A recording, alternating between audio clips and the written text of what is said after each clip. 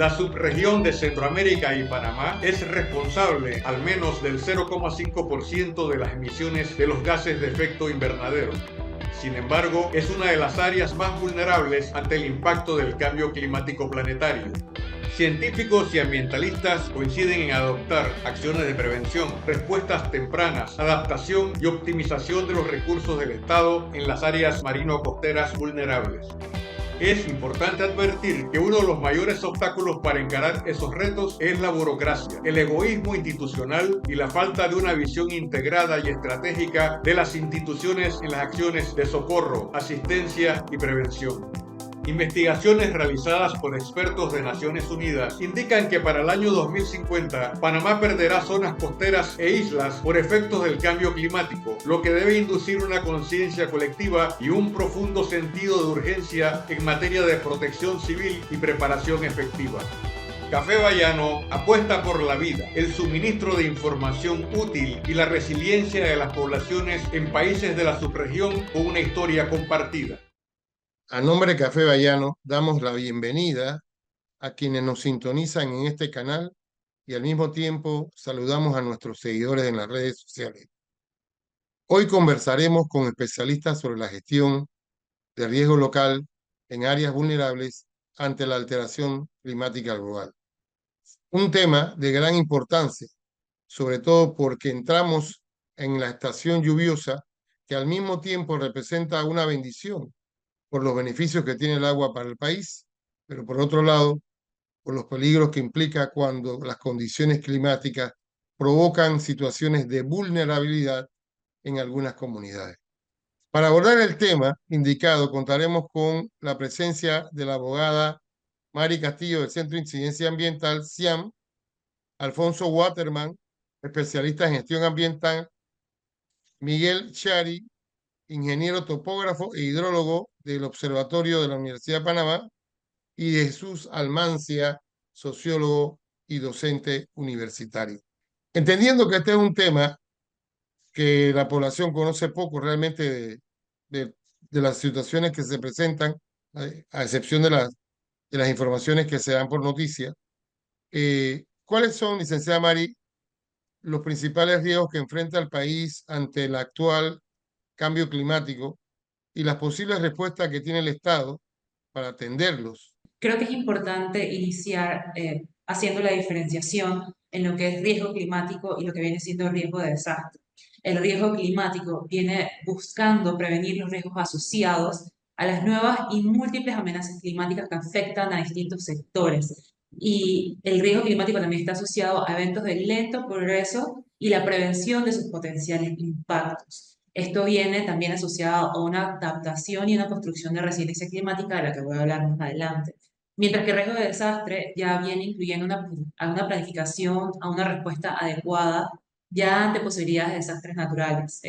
Su fin último es reducir el impacto adverso. Riesgo climático ya viene involucrando lo que viene siendo una planificación alrededor de eventos ya identificados. Por esto que la adaptación es tan importante y a la vez la resiliencia, ya que la adaptación viene abarcando diversas acciones destinadas a disminuir la vulnerabilidad de las comunidades y también de los ecosistemas frente a estos impactos del cambio climático. Y debe ser un componente esencial en la planificación pública. Y se traduce en una variedad de iniciativas. Estas pueden ser desde una plantación de variedades de cultivos más resistente a la sequía, hasta la mejora de la información climática, así como un aumento de los sistemas de alerta temprana, construcción de defensas más sólidas contra las inundaciones en áreas vulnerables, etc. Panamá tiene iniciativas múltiples en diferentes sectores municipales, estatales, a diferentes hitos de gobernanza para estar desarrollando y ya deberían estar implementando estas iniciativas. Tenemos, por ejemplo, diferentes iniciativas de planes municipales para su desarrollo. Panamá es parte, a su vez, del Pacto Global de Alcaldes por el Clima y la Energía. Tiene el Plan Nacional de Acción Climática, que ya trazan indicadores, trazan líneas de acción y también hitos para poder adaptar estas comunidades y establecer planes de contingencia y de evacuación para preparar y ensayar respuestas ante estos desastres naturales. y que deberían asegurar que la población sepa cómo actuar en situaciones de emergencia y el acceso continuo a estas medidas de gestión eficiente. Gracias, licenciada Mari. Hace poco, en una acción sin precedentes, en Panamá se produjo el traslado de una comunidad en Gunayala de la zona insular a la parte costera, en prevención de futuros desastres provocados por el aumento del nivel del mar. Deseo preguntarle en ese sentido a Miguel Chiari, quien es un investigador en las comunidades que fueron trasladadas recientemente, ¿de qué manera se vislumbra este desafío en el Caribe panameño y qué lecciones se producen al tratar de salvar vidas en condiciones en que el mar aumenta su nivel en distintas zonas del mundo como resultado de la alteración climática? Para mi pueblo cuna, la resiliencia siempre ha estado en su cultura. Más sin embargo, existe historias presentes de que pueblo cuna ha sufrido su tsunami. Pero ese traslado que está ocurriendo, que estamos viendo en las noticias actuales, son trabajos que se han realizado hace 12 años atrás, un trabajo progresivo, pero sin embargo un trabajo puntual, que hoy en día muchas comunidades preguntan si solamente le afecta a la comunidad de Cardí Suitub el ascenso de nivel del mar. Y a la verdad, el ascenso de nivel del mar a nivel técnico, científico, está afectando a todos. En uno de los estudios que hizo Universidad Panamá, en su tesis mediante mi persona, nosotros hicimos una correlación de, de lo que lleva los pronósticos del mar, autoridad nacional, autoridad del Canal de Panamá, y con lo que estaba pasando en, en la comarca Cunayala. La correlación entre ambos datos durante el estudio dio que 90% era similar, es igual. O sea, lo que ocurre en Colón, en pocas palabras, lo que ocurre en Colón ocurre en comarca Cunayala. Si Colón se hunde, comarca Cunayala se hunde. O sea, el ascenso es similar para ambos lados.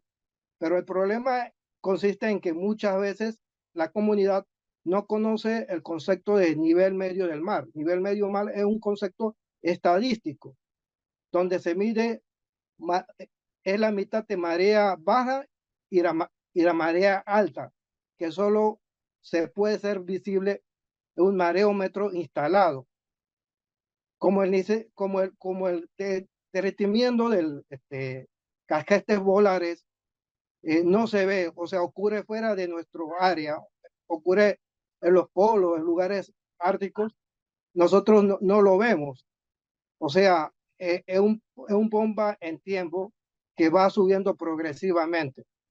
Pero como viene de dicho, como la comunidad ya se ha acostumbrado de que ven siempre las mareas altas durante el mes de noviembre, diciembre, enero, febrero, o sea, no lo toman de importancia ese acontecer, pero sí se ha notado de que los impactos de altas mares pegan fuerte últimamente, y eso lo ha manifestado muchas veces el Congreso General CUNA, y esos escritos están puestos en su página web.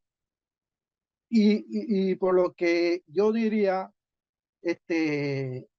lo que yo diría, lo que hicieron más bien es como un precedente que deja con unas políticas buenas del Estado se puede trasladar una población, pero siempre en cuanto que las políticas estén dirigidas a toda la isla. Para ello necesitamos ya unas infraestructuras que colaboren con el desarrollo sociocultural del pueblo cuna. Y entre estas podría estar la carretera y la electrificación rural, que muchos pueblos no lo tienen. Si no me equivoco, solamente lo tiene Narganá, Río Azúcar, que le dicen Huargandi.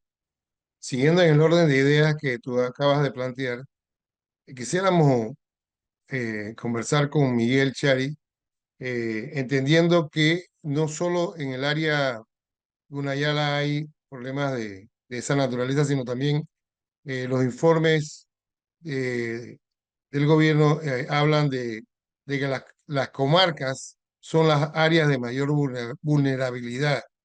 Eh, ¿Qué tan cierto es esto, sobre todo en las áreas montañosas de la provincia de Chiriquí? ¿Y qué capacidad tiene el pueblo de esos lugares para enfrentar esta situación del cambio climático? Si nosotros miramos históricamente, el pueblo cuna viene de Darién. De Darién está ubicado en la costa Pacífico. De la costa Pacífico se traslada a la costa Atlántico, ¿ya? Por diferentes motivos. Cuando ellos llegaron a costa Atlántico, ellos se mudan hacia las islas. El factor número uno de sus mudanzas se debe de que existía epidemia, en ese caso fiebre amarilla y otros por mosquitos. Si ellos mudaron por los mosquitos, o sea, mudarle con las mismas condiciones nuevamente a tierra firme, eso, eso es casi imposible. Porque si fueron por los mosquitos, se supone que las condiciones tienen que mejorarse para que ellos puedan volver nuevamente a su contorno anterior, viendo desde este punto de vista. Desde el punto de vista climático de sobre el agua, recordemos que en Panamá se dan mareas semidiurnas. ¿Qué significa marea semidiurna? Marea semidiurna significa que hay dos mareas altas y dos mareas bajas. Eso se debe por la luna. Pero durante temporada seca, más bien entre noviembre, diciembre, enero, cuando el sol está más cerca de la Tierra, esas atracciones de los fenómenos se intensifican. Así que hace que las mareas sean más altas de los normales y por consiguiente hace cada vez más vulnerable a las comunidades costeras, en ese caso Cunayala. Pero el problema de Cunayala es que nosotros los cunas constantemente estamos rellenando nuestros terrenos, así que constantemente como rellenamos nuestros terrenos, no se siente muy fuertemente. Por ejemplo, te voy a decir un ejemplo claro, ¿no? En Pueblo Usto, que está casi al este del centro de la comarca. Y esta comunidad, esta comunidad está en crecimiento. O sea, con los rellenos que se han hecho, una comunidad casi prácticamente creció 60% de su tamaño normal por los rellenos, ¿ya? Pero para esos rellenos, ellos, ¿qué necesitaron? Ellos necesitaron corales. ¿Y cuáles eran las funciones corales? Los corales evitaban hacen que las mareas se rompan. Si ellos están constantemente afectando el ecosistema en esa parte del agua, ¿qué hace? O sea, esa ayuda le va a hacer a la larga vulnerable ante eventos adversos como las mareas altas. ¿Me explico? Y entonces, por otra parte, si vemos en ese mismo pueblo hay una isla que se llamaba Caimar, Caimar, Caimar, Caimar, Caimartu, ¿ya? Es una pequeña islote. Ese islote, la gente extraía arena. Y casualmente en ese islote, yo sepulté a mi primer perro. y ahora esa isla no existe. ¿Por qué? Porque la marea subió, arrastró todo lo que había. Si vas a esa isla, última vez que yo estuve en esa isla, debajo de esa isla, mejor dicho, esa isla puede estar 0.50 centímetros debajo del agua. Y esa área es más grande de lo que yo había visto. ¿Qué quiero decir con esto? Que los cambios son evidentes sobre el impacto de marea sobre la isla. Pero como vuelvo, repito, como el mantenimiento es constante de la isla, no se siente tan evidente hasta que las mareas sobrepasen la altura máxima de las islas. Sobre esa materia que usted plantea, me gustaría dirigir esta parte de la pregunta que tengo en mi agenda a Alfonso Waterman, quien ha trabajado en el tema de la gestión ambiental. Y recordar, por ejemplo, que en el periodo 2016 al 2023, en América Latina ocurrieron 90 eventos peligrosos, incluidos desastres. Abarcó unos 123.000 millones de dólares en pérdidas. Esto representa un gran desafío para América Latina, que es una región vulnerable a las calamidades. Y entonces, la pregunta que viene por delante es, ¿qué se debe hacer en materia de gestión ambiental para preparar a las comunidades frente a lo que viene y a lo que está ocurriendo ante situaciones desventajosas para el ser humano que afectan los propósitos y los planes de desarrollo humano y social? Quiero partir del hecho de que uno de los graves problemas que tenemos es la educación, la concienciación en el tema este, porque desde 2014 existe una norma sobre la obligatoriedad de dar la educación ambiental a nivel desde primaria hasta nivel universitario. Entonces tú preguntas a cualquier estudiante, prácticamente nadie sabe de esto.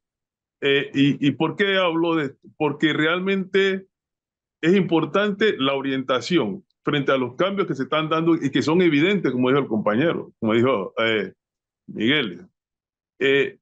Y lo observamos permanentemente. Hay inundaciones, el caso de Colón, como en la ciudad de Colón, en cualquier momento desaparece, pero la gente está preparada para eso. Hay lo que se llama alerta temprana. No hay orientaciones en ese sentido. Por ejemplo, cuando el canal, en un momento de excesiva lluvia, tiene que abrir las compuertas para desahogarse, obviamente tiene que alertar a la ciudadanía que está aguas abajo. ¿Ah? Y esas personas que están aguas abajo saben que sus cultivos pueden estar en riesgo, sus edificaciones pueden estar en riesgo, tienen que estar fuera de un área específica para poder evitar eso. Tener esas zonas como trabajaderos temporales por el hecho de que ya son conscientes de que esto puede ocurrir.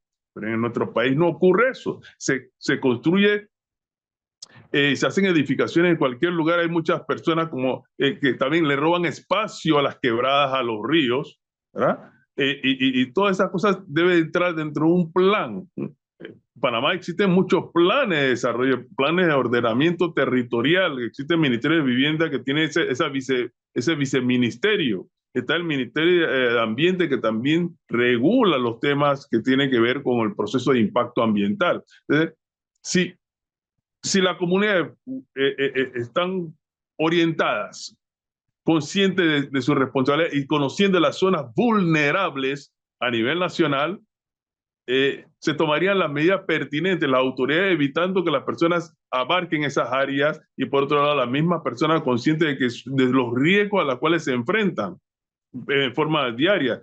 Está el ejemplo, recientemente se inundó toda parte de la transísmica en el área de Villa del Caribe. ¿Y a qué se debe? A construcciones que se dieron, que establecieron unos cajones pluviales, por ejemplo, que no soportan la capacidad de agua fuera de la cantidad de basura que contribuye a obstaculizar el curso de ríos. Se han desviado ríos y quebradas, no tomando en consideración muchos otros factores. Todas esas cosas inciden. Entonces, Panamá como país aún está lejos, está preparado frente a un desastre que puede presentarse en cualquier momento. Esa es parte de nuestra propia realidad y lo vivimos. La tala de bosque, las actividades que no le están dando seguimiento correspondiente por parte de la autoridad competente. Todas esas cosas también deben considerar. Realmente el tema del cambio climático ha sido abordado de diferentes aristas.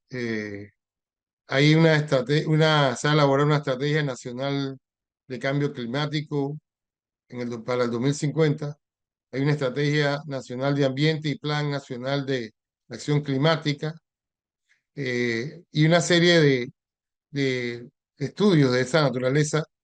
Sin embargo, muy poco conoce la población sobre estos temas. ¿Cómo lograr que el Estado pueda, por ejemplo, llevar a las escuelas, a las universidades, a las comunidades, este tipo de información que sirva para poder enfrentar de manera más organizada, quizás, y con mayor esfuerzo, estos temas eh, que afectan a la población panameña? Yo creo que habría que ubicarnos en el tema de la política educativa, ¿no? Si formuláramos hoy día cómo implementar la relación entre cambio climático,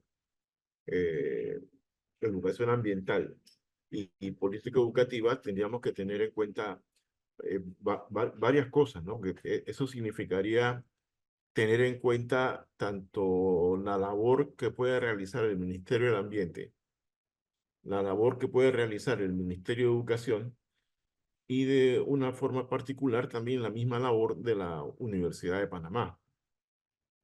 Se ha intentado como poder conjugar los intereses de estas tres instancias, pero resulta entonces que yo creo que al momento de definir algunas políticas públicas sobre el tema ambiental y en especial sobre el cambio climático, eso nos desafía a tener que tener en cuenta varias cosas, ¿no? Uno, poder formular una estrategia de implementación de educación ambiental teniendo en cuenta los contextos, ¿no?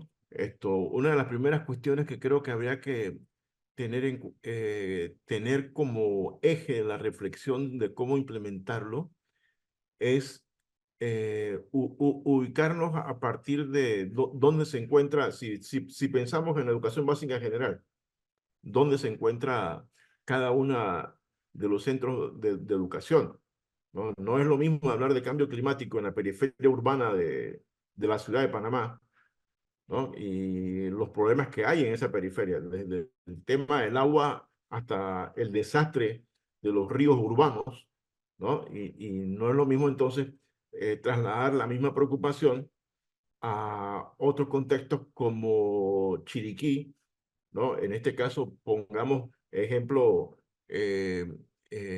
Bambito, ¿no? El otro día había una noticia sobre las preocupaciones de la comunidad de Bambito, ¿no? Frente al impacto que está teniendo la temporada de huracanes, ¿no? Cosa que hemos vivido pues, en los últimos aproximadamente entre 30 a 20 años, ¿no? Toda la situación de Chiriquí y de Bocas.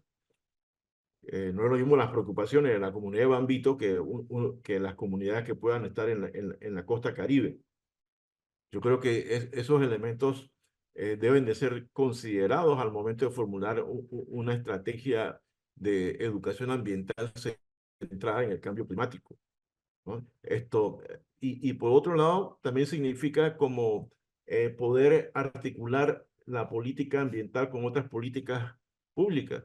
Miren el ejemplo que hace un rato se conversaba sobre lo que están llamando la primera experiencia de traslado de una comunidad hacia la costa motivada por el cambio climático, ¿no? Una de las cosas que creo que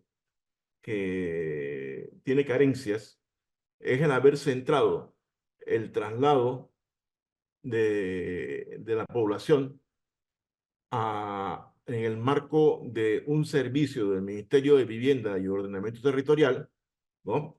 En uno de sus programas, Techo de Esperanza, ¿no? Entonces, todo lo que debió haber significado una visión más integral de cómo trasladar a la población en una zona llena, repleta de vectores, ¿no? Propios de la zona, malaria y todo tipo de vectores que existen en la naturaleza, el manejo de la basura, pero resulta que todo se redujo al tema de la vivienda.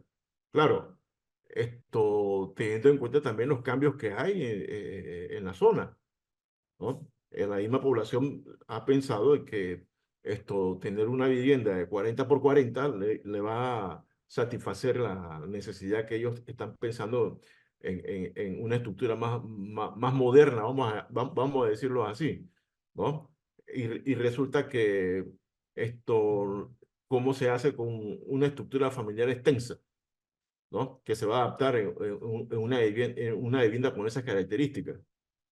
El mismo hecho de que no es lo mismo trabajar con la niñez en una comunidad como Usapín, en la Península Valiente, donde la forma de estructura propia del pueblo Nove, ¿no? Tiene muchas particularidades. Yo pienso que el desafío está en eso, en comprender cómo tener una visión educativa mucho más integral sobre el tema, pero también tener en cuenta los contextos y también luego el desafío que implica articular las políticas públicas del Estado, ¿no? Y conociendo cómo funcionan las instituciones como parcelas de intereses, a veces no se logra conjugar bien la necesidad de atender a la población en medio del cambio climático. Yo quisiera reforzar sus palabras, tu visión del problema, con el entendimiento de que Panamá necesita elevar sus capacidades en todo sentido y que es importante resguardar la vida humana hoy y mañana. Por eso le pregunto a Mari Castillo si en el CIAM se han propuesto identificar esas necesidades, una de las cuales sería la construcción de refugios para atender a las poblaciones que pierden en una forma súbita sus viviendas y carecen de los elementos básicos para subsistir, a causa, por ejemplo, de un huracán, una tormenta inesperada, una marejada que se presente en las costas en forma desastrosa y que impacte de forma negativa a esas comunidades. ¿Cómo debemos enfrentar estos desafíos y qué talentos humanos requerimos para que eso funcione? Porque las autoridades parecen trabajar en forma dispersa, como bien lo ha dicho aquí el expositor recientemente en su exposición, que falta la coordinación necesaria para que las respuestas sean lo más efectivas posible. Gracias por tu pregunta, David. Creo que es importante destacar la última parte que mencionaste, el hecho de que el Estado, esto es una acción gubernamental que involucra las acciones y el acompañamiento de diferentes aristas, pero esto es una coordinación que se tiene que llevar a un nivel nacional y tomando en cuenta todo el tejido social de nuestra nación a la hora de implementar y llevar adelante.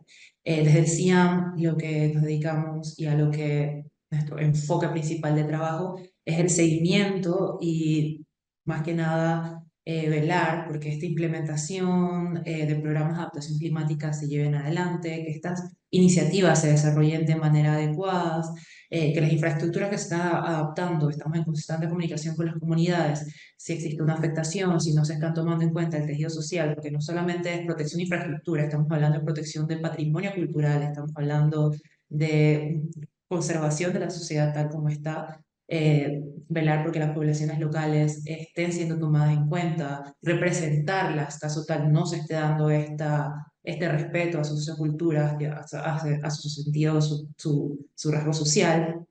También estamos apoyando el fomento de la participación comunitaria dentro de involucrarlos dentro de toda esta toma de decisiones, empoderarlos para que sean parte de la misma y dentro de la planificación de medidas de adaptación y mitigación. Más que nada lo que es importante desde una arista social, una arista de organizaciones sin fines de lucro o empresas privadas, es apoyar de manera transversal acciones que el Estado delimita y marca como a seguir, punto a seguir hacia adelante. Para Miguel Chari, mi pregunta es la siguiente, es decir, existe el tema del cambio climático es un tema que nos afecta a todos los panameños. No importa el nivel socioeconómico y sobre todo nos afecta porque eh, implica también la participación de la sociedad en estos temas. Debiera de ser. Eh, ¿Cómo participan, digamos, los municipios? Y ahora que estamos hablando de descentralización, ¿qué tipo de incorporación a esos planes del cambio climático se puede lograr con la participación de los municipios? Referente a eso, la participación ciudadana en los municipios, tuve una experiencia sobre un trabajo que hizo Unión Europea en la cuenca de Pacora. Y nosotros dedicamos en prevención en riesgo de áreas vulnerables en río Pacora. Y entonces el objetivo del proyecto era de que las juntas comunales tuviesen cuerpo técnico ante eventos, ante necesidades que requiere la población.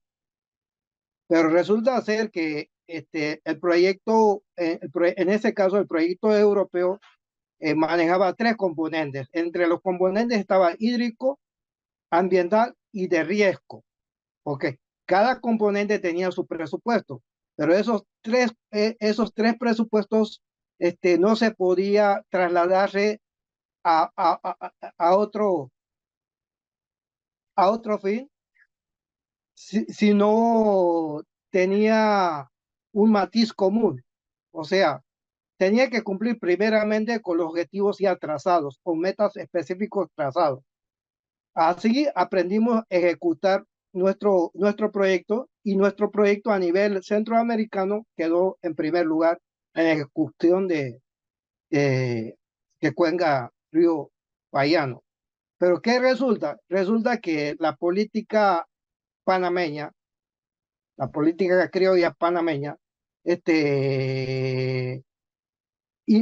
no mira más allá de lo que vale la vida humana, sino lo que vale como electorado. O sea, nosotros creamos nuestras políticas ambientales, sociales, pero a función del electorado, no a función de las necesidades de la comunidad. Por consiguiente, muchas veces las partidas que salen, vamos a decirte, salgan para X acueducto, se terminan implementando para otros fines. Entonces, así sucesivamente. Por consiguiente, los resultados no lo vemos, porque la plata se va a donde no debe ir. Y eso es uno de los factores clásicos que se dan dentro de los municipios y sucesivamente dentro de los corregimientos. Y realmente nosotros, si pusiéramos en los zapatos de la población, yo creo, como nosotros como especialistas, como técnicos, tendríamos que hacer trabajos más puntuales e integrales que ayuden a mitigar los cambios climáticos que se dan en cada cuenca. Vamos a decirte, en Cuenca Río Pacora no es lo mismo que la cuenca Río Guandías. Y sin embargo, el impacto que está ejerciendo en la cuenca de Río Guandías no es lo mismo que se está ejerciendo en el río de Pacora. Pero si miras a largo plazo, a Río Pacora le puede pasar lo que le está pasando en estos momentos a el río Guandías, en cuanto al crecimiento urbano desordenado, y realmente ya ni saben qué hacer, porque en caso típico, si vamos a ver el problema de basura que está atrapando Wanda. Wanda está atrapando tremendas toneladas de basura. Pero si miras bien el trasfondo. Oye, ¿qué pasó? ¿Y por qué Guanta no atrapó esa basura durante temporada seca? Apenas llueve, atrapa cantidades de toneladas de basura plástico. ¿A qué se debe? Eso es un problema hídrico. Cuando llueve arrastra. Y eso es mal manejo de la gestión de la basura. Pero es fácil señalar a la población de que la población es cochina, la población es, pero nosotros no sabemos el trasfondo del problema. Tal vez lo que hay que decir aquí en este programa, sin tapujos, es que eso ocurre porque la basura es un gran negocio y ese negocio está en otras manos que no tienen un interés por el desarrollo ambiental de Panamá. Me gustaría que esto quedara claro porque a veces la gente se pregunta, ¿y por qué suceden las cosas? Bueno, ahí hay una respuesta clara de qué está pasando en Panamá en el tema de la disposición final de la basura. Bueno, aprovecho la oportunidad, ya que entramos a esta etapa, sobre la necesidad de que Panamá aumente sus capacidades. Otros países, tal vez más pobres que nosotros en Centroamérica, disponen de recursos mucho más eficientes. Por ejemplo, la Cruz Roja en algunos países de la región ya tiene helicópteros para rescatar a personas que están en los techos, zonas inundadas, o también en situaciones de incendios, los bomberos disponen de este tipo de equipos aeronáuticos. Pero en Panamá parece que los recursos se van a otra parte. Yo quisiera que Alfonso Waterman nos diera algunas luces de lo que ha podido percibir en materia de la gestión de los riesgos y la reducción de los mismos a través de una concepción mucho más uniforme, más clara, más solidaria y más humana para responder ante los grandes desafíos que tenemos por delante. Definitivamente uno de los temas es el trabajo en equipo, la integralidad. Se tiene la costumbre de manejo de todos los diversos ministerios, diversas instituciones de forma independiente.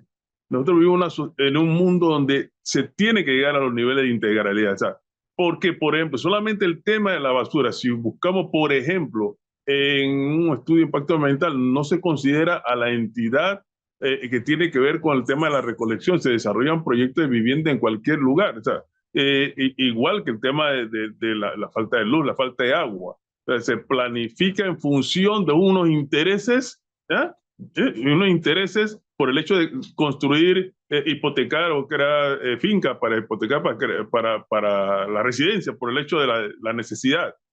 Pero luego el problema le queda a los dueños de la propiedad, el hecho de que falta agua, falta luz, falta tantas cosas. Entonces, mientras que no haya un interés, una disponibilidad de parte del Estado, fíjense, no estoy diciendo el gobierno, del Estado panameño para enfrentar estos tipos de problemas de forma integral, no podemos alcanzar una objetividad, o sea, unos resultados positivos, que es lo que estamos buscando no de ahora, de hace muchos años. En función de eso, les quiero mencionar que a nivel de la provincia de Colón se dio una iniciativa que se refiere al plan de desarrollo integral de la provincia como tal, viendo toda la provincia desde diversas vistas, de la transísmica, de Costa Arriba, Costa Abajo y Colón Centro, por ejemplo, pero de una forma integral, de manera tal que los esfuerzos que se pueden hacer por parte de los diversos gobiernos toman en consideración las iniciativas que surjan de abajo, desde las comunidades, desde las juntas locales, de las juntas, o sea, para que los resultados, esa propuesta, esa idea, sean complementadas con los recursos que el Estado puede brindar para satisfacer las necesidades en la diversa área. Es por eso que nosotros vemos que en muchos otros países hay avances en eso. Y en el caso de nosotros hay un estancamiento, porque nos falta desarrollar un trabajo de equipo, porque uno puede tener diversas instituciones, inclusive a nivel de las mismas autoridades locales, hay diferencias entre los corregimientos, a sabiendas de que, por ejemplo, todo forma parte de un conglomerado y que en la medida en que uno haga o deja de hacer, influye e impacta positiva o negativamente frente a todo. O sea, no podemos esperar resultados de parte de los gobiernos de turno si nosotros las bases, no estamos claros frente a nuestras verdaderas necesidades y no aportemos también a esos tipos de resultados. En esta ocasión quisiera un poco ser docente, ¿no? En el sentido de que el licenciado Jesús Alamacia nos pudiera hablar un poco de cuáles son los alcances en la sociedad que tiene los efectos del cambio climático, las distintas amenazas que presenta, para que tengamos una visión global los televidentes de este programa, sobre hacia dónde camina esa situación.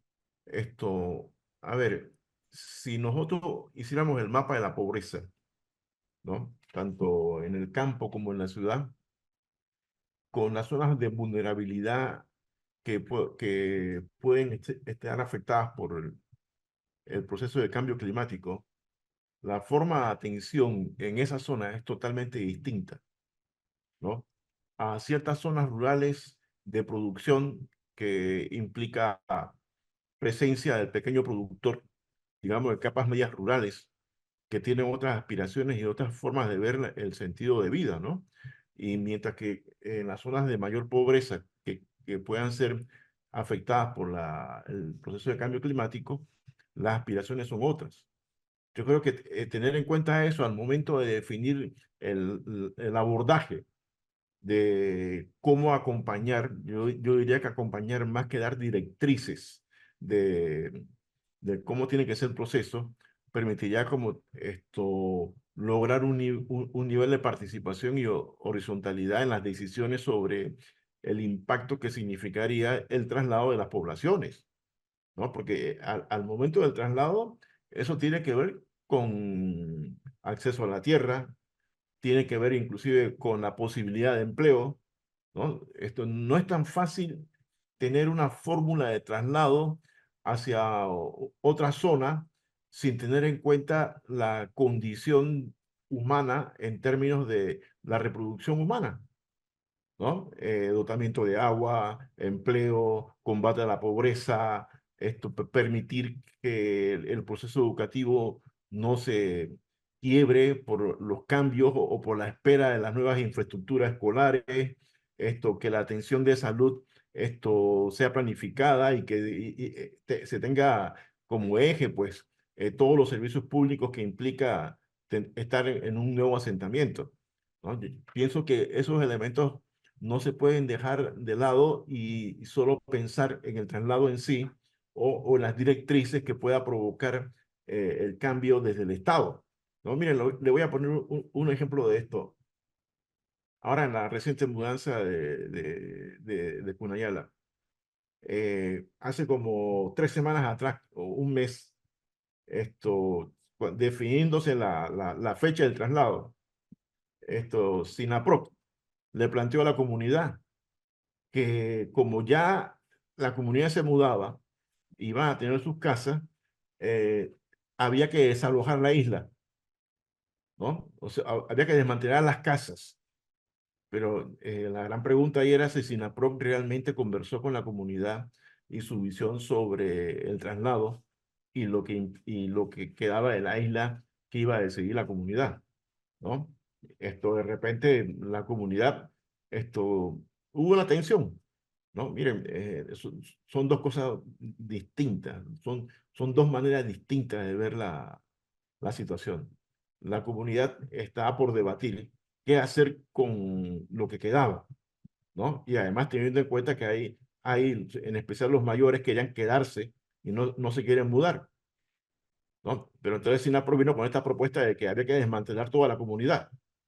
Entonces, si no tienes en cuenta la dimensión sociocultural de la población, se pueden dar este tipo de situaciones.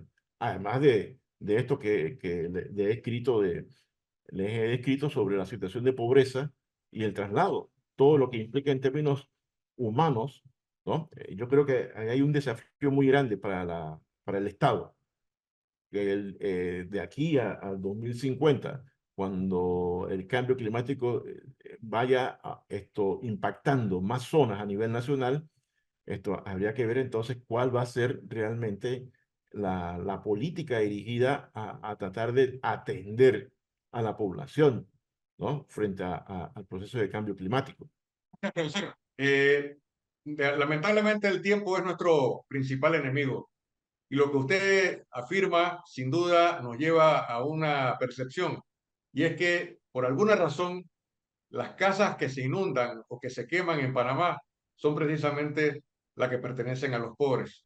Voy a conceder 2 minutos a cada uno de los panelistas para que sintetice su participación a lo largo de este interesantísimo programa.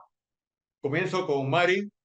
Para usted, 2 minutos en este Café Bayano. Bueno, como les comentaba, creo que es importante dar unas conclusiones especificando que Panamá es particularmente vulnerable al aumento del nivel del mar. Tenemos aproximadamente el 2.1% de nuestra superficie total en riesgo de inundación costera. Esto significaría la afectación de zonas urbanas, infraestructura, ecosistemas costeros, nuestra biodiversidad, nuestros recursos naturales.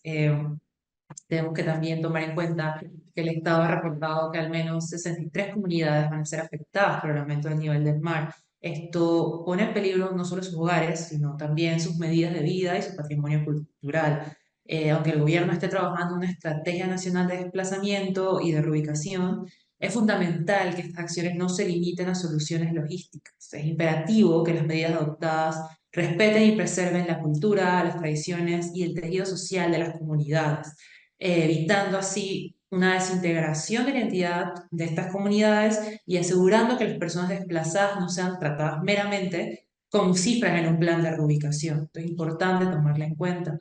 Se deben dar un enfoque en soluciones concretas y acciones tangibles. Es crucial que en los próximos años, venimos en un periodo 2024 al 2030, estamos alcanzando un hito de trabajo importantísimo dentro de la Convención Marco de Cambio Climático, en el que se espera un aumento promedio de al menos 1.5 grados. Esto es ciencia demostrada por el panel intergubernamental de expertos sobre cambio climático, y esto se traduce en un aumento en las problemáticas que ya hemos enlistado durante este conversatorio: inseguridad alimentaria, pérdida de biodiversidad y múltiples afectaciones a los ecosistemas, a nuestra economía y nuestros sistemas de vida. Y se ve un enfoque concreto y de soluciones activas y tangibles, y que nos alejemos meramente de la formulación de planes y políticas climáticas y que nos comprometamos con la implementación efectiva de medidas concretas. Esto implica pasar de las intenciones a la acción, con proyectos específicos y medibles que reduzcan las emisiones de gases de efecto invernadero y que promovamos la adaptación y la resiliencia frente al cambio climático. Gracias. Gracias a usted, Mari. Ahora la oportunidad es para Jesús Alemancia. 2 minutos para usted en este Café Bayano. Digo que una de las primeras cosas es preparar a la niñez, los adolescentes y la juventud, que son los que van a proyectarse hacia el 2050 y posterior a esa fecha, ¿no? Y eso implica entonces tener una visión sobre el sistema educativo. Y yo creo que ahí entonces el Meduca le toca incorporar en algún momento en el currículum el tema del cambio climático para tener a las futuras generaciones pensando, preparándose frente a los eventos que pueden darse, ¿no? Lo segundo, realmente tener en cuenta la condición socioeconómica de la población que va a ser trasladada, ¿no? No se puede pensar solamente en la necesidad del traslado frente al impacto del cambio climático, sino las condiciones que implica trasladar a la población con características propias, ya sean de pobreza o socioculturales. Yo pienso que es un elemento básico en una política sobre el traslado de la población hacia nuevas zonas. Lo tercero es la articulación de las políticas públicas que se involucran en atender a la población que va a ser trasladada, ¿no? Si no se logra romper esa cultura institucional de tratar de decidir las cosas desde el punto de vista institucional y luego presentarse al resto del sector público, y ahí comienza entonces a ver cuál es viable o cuál es no viable, va a ser importante si queremos realmente tener una política bien integral. Lo otro, yo creo que tiene que ver mucho también en pensar en las nuevas zonas donde serían trasladadas a la población, ¿no? Cómo prepararse para que el impacto sobre las zonas ecológicas que sean definidas como nuevos asentamientos, tampoco vuelva a ocurrir lo mismo de las zonas donde estaban antes la población, ¿no? Y lo que involucra también esto, crear nuevos asentamientos. Yo pienso que a ese nivel también el Ministerio del Ambiente, de manera especial, debe estar pensando en cuáles son esas zonas, ¿no? Y en qué condiciones ecológicas se encuentran y cuál va a ser o puede ser el posible impacto en la población trasladada. Creo que esos son elementos importantes al momento de definir esta política o esta visión de Estado sobre el cambio climático. Muchas gracias. Ahora concedo los siguientes 2 minutos para Alfonso Waterman. Definitivamente creo que hay aspectos importantes que anotar. El cambio climático no se puede evitar. Lo que necesitamos ser resilientes frente a eso, pero para eso hay que prepararse, para eso hay que, el aspecto de la docencia, la educación, hay que ir preparando a la sociedad para enfrentar esto. Sabemos que el Caribe es un área altamente vulnerable frente a estos temas y su incidencia, el cambio climático va a incidir va a ir aumentando su incidencia sobre esta área. El tema, otro de los aspectos, los temas referentes a los planes de ordenamiento ambiental del territorio. Fíjense lo que estoy diciendo, planes de ordenamiento ambiental del territorio también es importante considerarlo, pero en su forma integral, una integralidad en cuanto a la operatividad y la funcionabilidad también. Eso es las acciones que hay que hacer. El tema cuando se pretende o cuando se deba tomar la decisión de movilizar a las personas, no se olvide que también las tradiciones, la cultura, eso también debe desplazarse, porque cuando uno desplaza a la gente de su lugar original y no lleva sus tradiciones, también eso desvanece toda posibilidad de recuperarla. Y no hemos tomado en consideración algo, que este fenómeno va a afectar al canal. Así que el canal tiene que tener una visión de qué hacer frente a todo eso. Tendrá que adoptar posiciones resilientes también, saber la capacidad hasta dónde puede abarcar el canal y decir, bueno, este es los límites, pero no exponer al país entero frente a las limitaciones que el mismo cambio climático puede generar sobre el canal de Panamá. Hasta ahí lo dejamos. Muchas gracias, Waterman. Ahora, para concluir esta fase de resumen, le diría a Miguel Chiari que tiene 2 minutos para preparar y ofrecer el resumen de su intervención a lo largo de Café Bayano. Ok, he escuchado las propuestas de mis compañeros. Es interesante el tema del cambio climático, pero hay una política en cuanto a materia hídrica que se llama gestión integral de recursos hídricos, donde reúne los 3 criterios que ellos ya han mencionado, la parte ambiental, la parte riesgo, la parte hídrica y el componente mayor, la parte social, que debe ir. Pero pareciera que nuestros gobiernos a la hora de ejecutar sus proyectos, los proyectos lo hacen de una forma muy puntual, olvidándose los impactos adversos que pueden ocasionar sus políticas sociales. Por ejemplo, digamos en cuanto a Comarca Cunayala. En Comarca Cunayala no hay estructuras, en estos momentos que yo sepa, no hay estructuras donde la gente pueda mudarse cuando ocurra un desastre. No hay.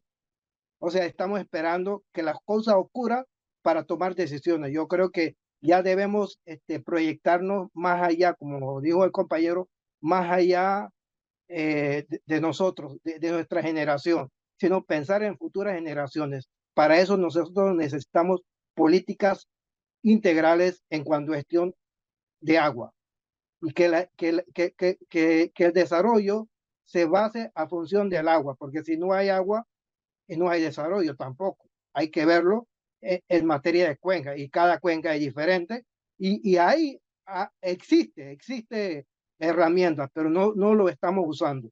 Esperemos que este gobierno por lo menos aprenda a usar esas herramientas que ya existen o mejorarlas al contexto actual. Muchas gracias por su aclaración. y por compartir la visión que tiene con los oyentes, televidentes y seguidores de las redes sociales que atienden cada semana el llamado de Café Bayano. Ahora invito a Jaime Ford a presentar las conclusiones de este interesantísimo programa. Hemos abordado el tema de los riesgos locales en las áreas vulnerables ante la alteración del cambio climático, un aspecto que debemos conocer todos los panameños. Yo pienso que la primera conclusión que pudiéramos llegar aquí es que todos debemos dejar de ser reactivos y ser más proactivos. Me refiero a las entidades del Estado y pensar que en el futuro, que está muy cerca, y además que si las comunidades son las principales afectadas en el cambio climático, son las comunidades las que deben ser el primer agente de cambio para la elaboración de una planificación, y no solo para la planificación, sino también para su ejecución. Y todo ello con una visión, como lo señalan los participantes, integral hacia el futuro, dado los pronósticos sobre inundaciones que puede sufrir el país. Es necesario que seamos integrales, ¿verdad? Como lo decían antes, porque las amenazas que tiene el cambio climático, las fuentes de alimentación como la agricultura, el aumento de la pobreza, la afectación a los servicios de salud, a la salud, a los servicios públicos, afectan integralmente a la población y de esa manera, por eso es importante que seamos integrales. En eso coincidimos con los participantes. Esta visión de los efectos del cambio climático, debemos tener una política educativa donde el Estado, como lo señalamos aquí, la escuela y las universidades de forma transversal comuniquen, ¿no?, los planes y la forma de abordar el tema del cambio climático y para ser resilientes como población. Creo que estas son algunas de las cosas que pudiéramos señalar se abordaron en el programa por los participantes, además de las muchas que se tocaron. Muy bien, de esta manera concluimos este espacio de Café Bayano en el que hemos analizado la situación presente y futura de Panamá en frente a los riesgos ambientales que podría enfrentar el país como resultado del efecto del cambio climático global. La gran tarea de los panameños es prepararse ante nuevos acontecimientos, elevar sus capacidades y también la resiliencia que puedan tener las instituciones frente a este enorme reto que presenta, por ejemplo, el ámbito latinoamericano y regional. Concluimos así este espacio Café Bayano haciendo un llamado a la organización, a la lucha social y al aprovechamiento de todo el interés cultural que conlleva la panameñidad. Elevar nuestras capacidades significa también tener el potencial humano para enfrentar los grandes desafíos del futuro. Invitamos a todos los televidentes, a los seguidores en las redes sociales, a que en 7 días podamos volvernos a encontrar aquí en Café Bayano. Que pasen un feliz fin de semana.